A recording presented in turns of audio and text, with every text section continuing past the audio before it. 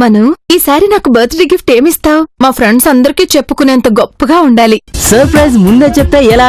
అయినా నేను డాబులకు పోయేది ఇవ్వను, పనికొచ్చేదే ఇస్తానని తెలుసు కదా. పోయినసారి ఇచ్చారు, అదేం పనికొచ్చింది? నెక్స్ట్ డేనే యాక్సిడెంట్ అయింది. Bad luck. గాయాలైతే కాపాడేది ప్లాస్టర్, అది ఇవ్వడం వల్లే కదా నీకు యాక్సిడెంట్ అయ్యాక తొందరగా రికవర్ అయ్యావు.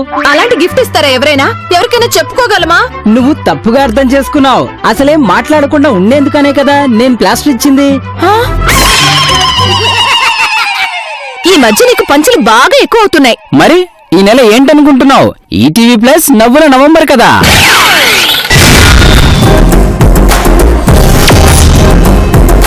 మను, నాతో 10 ఏళ్లు గడపడం నీకెలా అనిపిస్తుంది?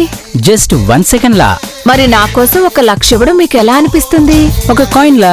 అయితే నాకు 1 కాయిన్ ఇవ్వండి. ఇస్తా, 1 సెకండ్ ఆగు. మీరు గనక ఇలా తిరకాసు పెట్టి ఇప్పుడు డబ్బులు ఇవ్వకుంటే నేను ఇప్పుడే చనిపోతా. అయితే నేను కూడా చచ్చిపోతా. మీరెందుకు? అంత ఆనందం తట్టుకోలేక. ఈ మధ్య నీకు పంచులు బాగా ఎక్కువ అవుతున్నాయి. మరి ఈ నెల ఏంటనుకుంటున్నావు? ఈటీవీ ప్లస్ నవ్వుల నవంబర్ కదా.